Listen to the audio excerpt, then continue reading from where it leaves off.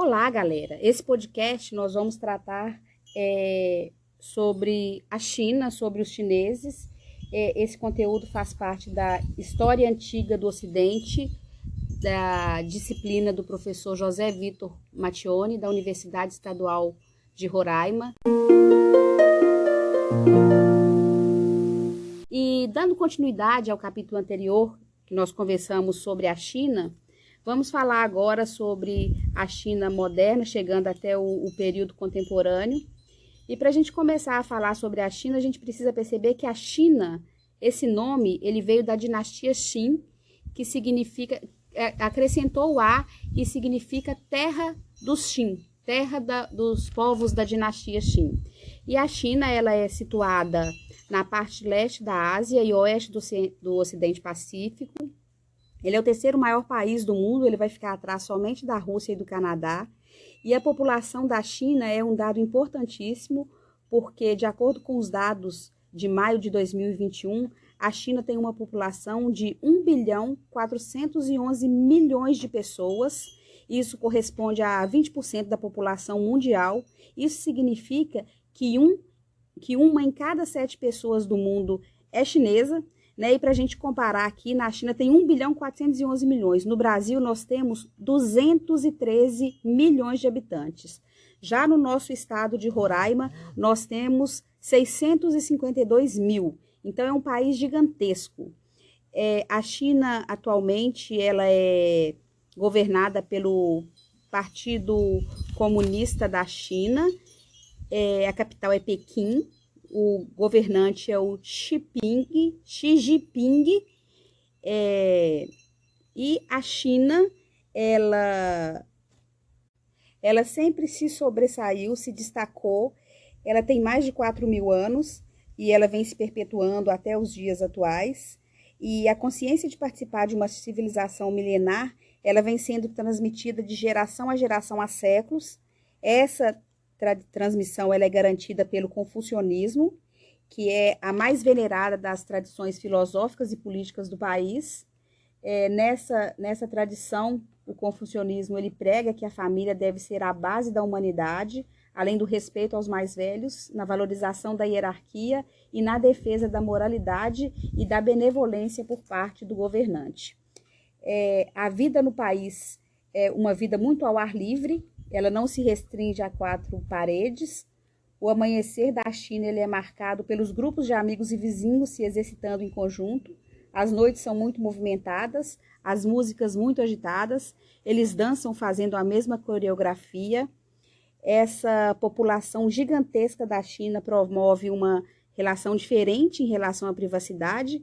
Eles fazem muitas coisas nas ruas, coisas que nós não fizemos. Um exemplo disso é encontrar alguém lavando o cabelo na calçada e um casal passeando de pijamas na rua. Nos hutongs, que são ruelas que formam o centro antigo da cidade, é comum você encontrar pessoas saindo de casa para ir aos banheiros, porque essas residências elas geralmente não têm banheiro, então elas usam banheiros públicos. Esses bairros chineses que são frequentados por turistas sempre tem um aviso que para você usar o sanitário você precisa ficar de cócoras. E os chineses eles amam a cor vermelha. Inclusive essa cor vermelha ela é utilizada em peças íntimas no período de Ano Novo, que aqui no Brasil nós escolhemos sempre o branco. E até os vestidos de noiva eles têm a cor vermelha. Essa cor também indica na bolsa de valores as ações em alta, o verde indica a ação em baixa. E a ocidentalização ela vem levando a cor branca para as noivas. Essa cor ela é usada na China em velórios e funerais. E o vermelho também representa a marca do poder. O vermelho é a cor da bandeira do Partido Comunista da China. E a China ela sempre se destacou, somente nesses 2 últimos séculos que ela foi perdendo para o Ocidente, mas ela sempre foi destaque no mundo. O Ano Novo Chinês ele não tem uma data fixa. Cada ano cai em um dia diferente, entre os dias 21 de agosto e 20 de fevereiro. Isso vai depender do calendário lunar. O Ano Novo ele começa no primeiro dia do primeiro mês lunar. E essa é a festa mais importante para os chineses, que é chamado Festival da Primavera. Nesse período ocorre o maior deslocamento de pessoas no mundo, quando milhões de pessoas eles viajam para reencontrar suas famílias, e é um período muito comemorado. Esse período do século XX, ele é marcado pelo Mao Tse-tung na Revolução Chinesa. Ele foi o fundador da República Popular da China e ele governou a China de 1949 até 1976, quando quem assume é o Deng Xiaoping, a partir de 1978, e ele leva a China para o mundo, aderindo às regras do mercado e abraçando a globalização. Em 2001, a China entra na Organização Mundial do Comércio e o mundo ele foi inundado pelos produtos industrializados baratos, que revolucionaram o consumo e a estrutura de produção global. E entre dezembro de 2005 e início de 2008, a China sai do 7º lugar entre as maiores economias do mundo e ocupa o 3º lugar. Ela fica atrás somente do Japão e dos Estados Unidos. Estudos falam que até 2028 a China vai ocupar o 1º lugar. E em 2021 a China ela já está na 2ª colocação. Esse país ele tem armas nucleares desde 1964 e ele é um dos 5 países com assentamento permanente no Conselho de Segurança das Nações Unidas. E em 2003 ele se tornou o 3º país a enviar uma missão tripulada ao espaço, depois dos Estados Unidos e da Rússia. Em outubro de 2021, foi lançada uma nave espacial com 3 astronautas, incluindo uma mulher, para uma missão de 6 meses. Eles se destacam nas Olimpíadas, ele está entre os melhores no quadro de medalhas. E a China estava isolada do mundo até 4 décadas atrás, quando os hábitos ocidentais eles começam a se multiplicar no país, com redes de fast food, com os jovens, eles trocam o tradicional chá pelo café, os shopping centers eles surgem muito rapidamente. Esse país ele lidera no ranking global de pessoas conectadas à internet, ele lidera na quantidade de aparelhos celulares, tem em torno de 833 e 300 milhões de aparelhos. E aqui em Roraima, no julho de 2021, a Portal Teleco, que é uma empresa de consultoria no setor de telecomunicações, eles divulgaram que aqui no estado são 400, aqui no estado não, aqui em Boa Vista são 459.168 celulares. E de um total de 436 mil habitantes, isso mostra que aqui no estado tem mais de um aparelho por morador. Já a China, esse valor corresponde a 60% de pessoas com aparelhos celulares. E a ocidentalização ela também vai influenciar no ideal de beleza. Na China, a quantidade de cirurgias elas explodiram.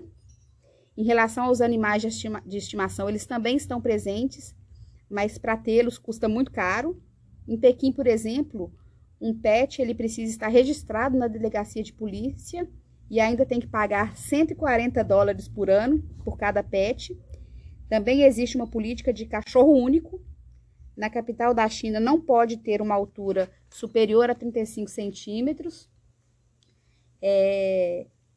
As multinacionais que dominam o mundo, né, a Coca-Cola, ela consegue entrar no mercado chinês, onde a tradição milenar proibia o consumo de bebida gelada nas refeições e por isso prejudicar a digestão. O idioma inglês, ele é mais estudado na China do que nos Estados Unidos. Há mais pessoas na China estudando inglês do que a população inteira dos Estados Unidos. O basquete é o esporte mais popular. Os musicais da Broadway são um sucesso. E a rápida ascensão econômica levou a uma mudança do cenário urbano e da infraestrutura de transportes. Em Xangai, tem escritórios de quase todas as empresas que frequentam as listas das maiores fortunas do mundo. Em 1990, não existia arranha-céus em Pudong, que era uma área rural. Hoje é o centro comercial de destaque da China. Teve um investimento de $15 bilhões em infraestrutura. E essa rápida ascensão ela vai promovendo uma metamorfose na China. Então, é um país em constante destaque, em constante crescimento. E é interessante a gente falar um pouquinho aqui também sobre as chinesas, né, sobre essas mulheres da China. Quando Mao Tse-tung ele assumiu em 1949, ele via na grande população um elemento para transformar esse país agrícola em potência industrial, graças à grande quantidade de mão de obra. E em 1950, essa população da China ela correspondia a 550 milhões. Já em 1980, 30 anos depois, essa população passa de 1 bilhão. Então, ele percebe que ele precisava controlar essa população para conseguir se tornar uma potência industrial. Então, em 1970, esses líderes comunistas, eles percebiam que essa explosão demográfica estava ameaçando os planos de melhoria da qualidade de vida dos chineses. Então, foi lançado um programa de persuasão, educação e distribuição de métodos contraceptivos com o slogan, abre parênteses, 1 é pouco, 2 é bom, 3 é demais, fecha parênteses. E aí, no ano de 1980, o então presidente Deng Xiaoping, ele radicalizou essa política, ele impôs o limite de apenas um filho. Essa política foi imposta com violência, incluindo abortos, esterilizações forçadas e a obrigatoriedade que as mulheres usassem DIU. Para ter noção, entre setembro de 1981 e dezembro de 1982, em um ano, 16,4 milhões de mulheres e 4 milhões de homens eles foram obrigados a fazer cirurgia de esterilização. Além disso, os pais de filho único, eles recebem certificados que dão preferência no recebimento de serviços do Estado. Já os pais de mais de um filho, eles eram multados. Esses pais, eles tinham descontado um valor no salário, porque eles tinham mais filhos. E o risco de perder o emprego era muito maior, principalmente se eles fossem servidores públicos ou servidores de empresas estatais. E com o passar do tempo, o governo foi flexibilizando essa medida na zona rural, porque o limite de um filho só, ele precisava de mão de obra, né? E esse limite de um filho levava ao abandono e ao infanticídio de bebês do sexo feminino pelos pais, que preferiam ter mais bebês do sexo masculino, porque eles eram muito mais valorizados na cultura chinesa, a mulher não é valorizada na cultura chinesa. Então, a partir de 1984, os camponeses que eles tivessem uma filha, eles poderiam tentar ter mais um filho, e isso aumentava a chance de ter um filho. Esse controle da natalidade ele foi uma mudança brusca num país onde ter filhos era sinal de felicidade, de status, de riqueza. E, segundo os dirigentes comunistas, o controle de natalidade ele evitou o nascimento de 300 milhões de pessoas, também levou ao surgimento de 100 filhos únicos no país. Essa política ela gerou um desequilíbrio entre os homens e as mulheres. Na China, essas mulheres são vítimas de preconceito, mesmo antes do nascimento. Muitas grávidas elas fazem aborto para se livrar de um bebê do sexo feminino. Os médicos, no momento que eles fazem ultrassonografia, eles não podem informar o sexo para evitar o aborto. Na China, o aborto é legal, ele é barato. E tem uma entidade americana que ela estima que 7 milhões de abortos são realizados por ano. 70% são fetos do sexo feminino. Isso mostra a violência contra a mulher. Isso leva a uma população com muito mais homens do que mulheres. O país tem 41,27 milhões de homens a mais do que mulheres. Desse total, 25 milhões têm idade para se casar, mas não tem mulher para casar. Isso agrega um fator à lista de possíveis fontes de tensão social. Isso tem levado ao aumento da violência contra a mulher, com milhares de sequestros e vendas de meninas e mulheres que são vendidas para homens solitários, além de serem comercializadas para prostituição. E, além do aborto, o abandono também é uma outra forma de se livrar das meninas indesejadas. As que sobrevivem, elas vão para orfanatos e assim a China ela se transformou na maior fonte de adoção do mundo. 95% das adoções elas são de meninas. A China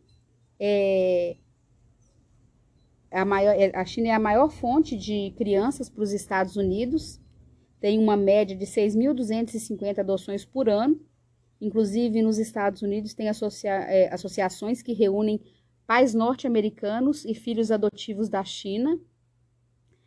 Historicamente, a mulher chinesa ela é vista como inferior aos homens, e até o final do século XX elas não podiam ter direito à herança, nem ter propriedade, não podiam realizar cultos ancestrais.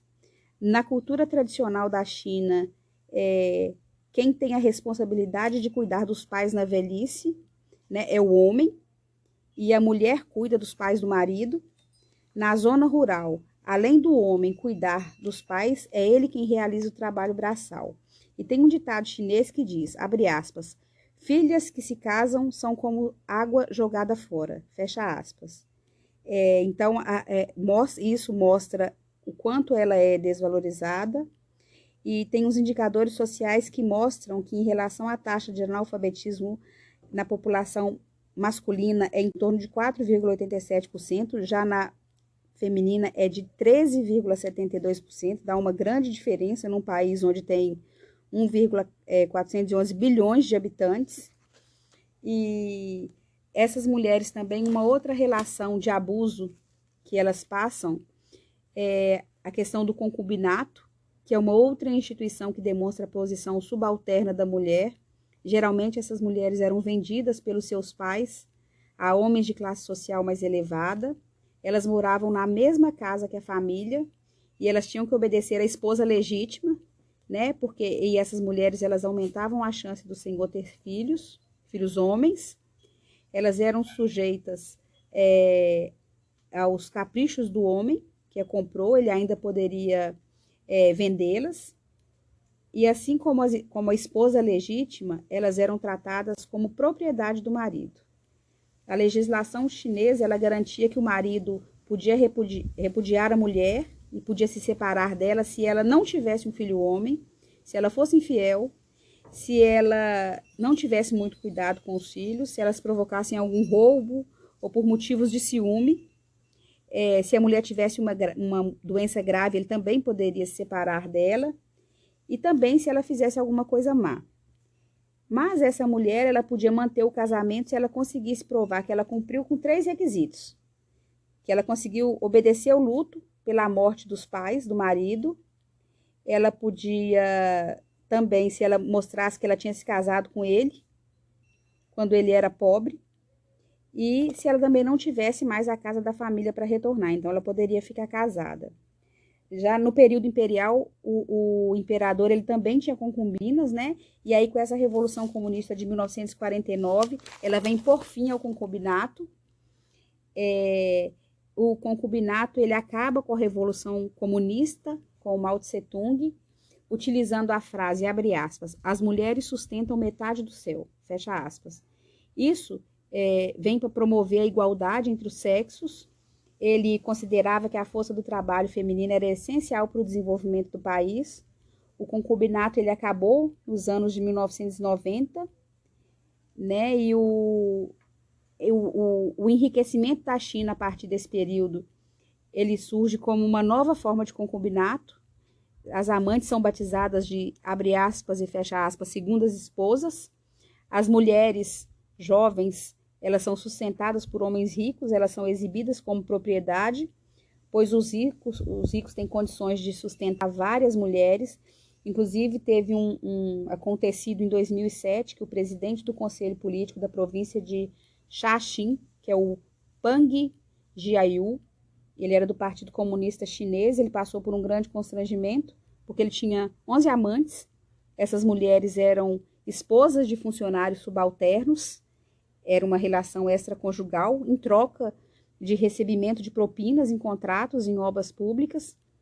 Então, ele acabou, esses homens que estavam envolvidos em corrupções, alguns foram condenados à morte, e aí, quando as mulheres perceberam que eles estavam sendo condenados à morte, elas começaram a denunciar, falando que era o Pang Xiu que estava envolvido com isso. Então, assim, após vários casos de ocupantes de altos cargos serem acusados de corrupção.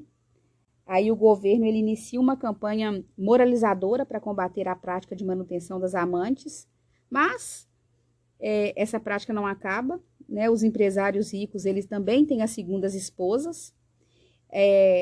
Das concubinas do império se esperava filhos para passar o poder de filho para pai, de pai para filho. E das atuais é um misto de prazer sexual e aumento de status. Ter uma segunda mulher representa riqueza, né? E um outro costume importante que a gente precisa comentar aqui é sobre um costume que começou ali desde o século X, e que é a mutilação dos pés das mulheres, que são chamados os pés de lótus.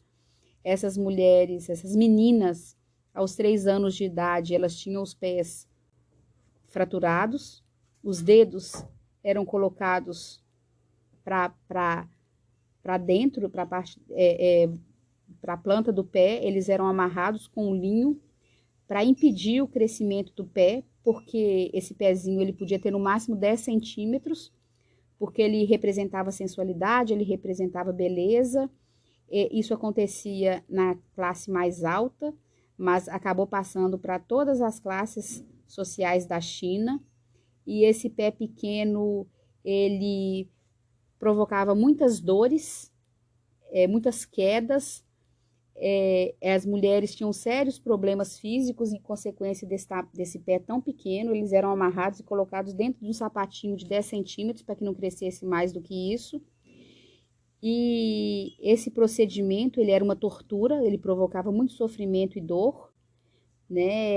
Essas mulheres não conseguiam ficar de cócoras, e esse procedimento ele só foi proibido no século XX, mas ainda na China encontra algumas senhoras idosas com os pés pequenos, que são chamados pés de lótus. Atualmente, a mulher na China, apesar de todo esse passado, ela tem uma atuação muito mais ativa e autônoma na sociedade.